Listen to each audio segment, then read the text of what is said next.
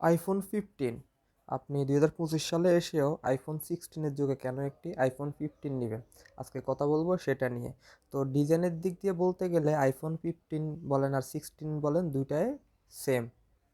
Just 16-এ আপনারা একটা camera button পেয়ে যাবেন যেটা কাজে না লাগলেই বলে চলে, আর ক্যামেরার ডিজাইনটা একটু চেঞ্জ, আর হুবহু সব কিছু চেঞ্জ বলতে গেলে আইফোন 15 আর 16। তো দামের তুলনা করতে গেলে দেখা যায় 80,000 টাকার আশেপাশে আপনি আইফোন 15 পেয়ে যাবেন, আর আইফোন 16 কিনতে অলমোস্ট 1 লক্ষ টাকা পড়ে যাবে। তো সেই তুলনায় আপনি আইফোন 16 থেকে 15-এ কী কম পাচ্ছেন বা 16-এ কী বেশি পাচ্ছেন সেটা নিয়ে আজকে আলোচনা করব। আইফোন 15-এ ডিসপ্লে হিসেবে ব্যবহার করা হয়েছে 6.1 ইঞ্চির একটি এক্সডিআর ওলেড প্যানেল, যেটা এসডিআর 10 সাপোর্টেড একটি ডিসপ্লে। আর এই ডিসপ্লেটাতে পিপিআই হিসাবে আছে 461 পিপিআই। আর এই ডিসপ্লেটা 60 হার্জের একটি ডিসপ্লে।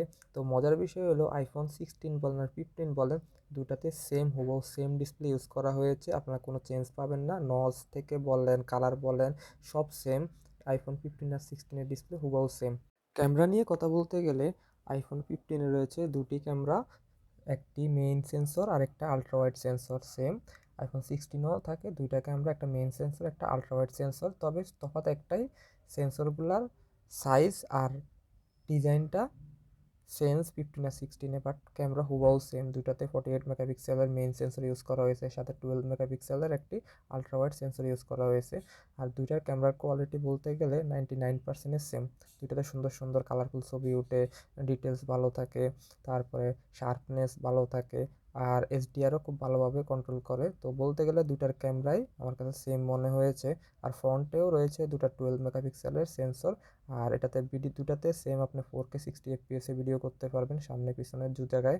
আইফোন 15-এ প্রসেসর হিসেবে ব্যবহার করা হয়েছে অ্যাপলের নিজস্ব A16 প্রসেসর, যেটা 4 ন্যানোমিটার ফেব্রিকেশনের তৈরি। আর আইফোন 16-এ ব্যবহার করা হয়েছে অ্যাপলের নিজস্ব প্রসেসর A18 বায়োনিক চিপ, যেটা 3 ন্যানোমিটার প্রসেসরের তৈরি। তো কথা হলো আইফোন 16 আর 15-এর আমার কাছে তফাৎ মনে হলে এই জায়গাটায় তফাৎ মনে হয়।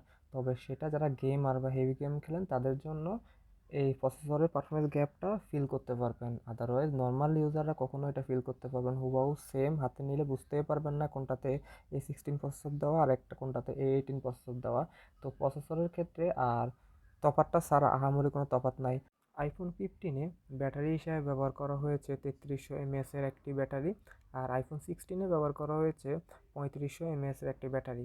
তো ব্যাটারি ব্যাকআপের গ্যাপটা আপনারা ফিল করতে পারবেন। দেখা যায় আমি আইফোন 15-এ অলমোস্ট 6 থেকে 7 ঘন্টা ব্যাটারি ব্যাকআপ পেয়ে যেতাম, আর আইফোন 16-এ হয়তো আপনার 7 থেকে 8 ঘন্টা ব্যাটারি ব্যাকআপ পেয়ে যাবেন। আর চার্জিংয়েও তফাৎ আছে কিছুটা, যেমন আইফোন 15-এ আপনি 15 ওয়াটের বা 15 ওয়াটের ওয়্যারলেস চার্জিং সাপোর্ট পাবেন, ম্যাগসেফ সাপোর্ট পাবেন। আর আইফোন 16-এ 25 ওয়াটের ম্যাগসেফ সাপোর্ট পাবেন।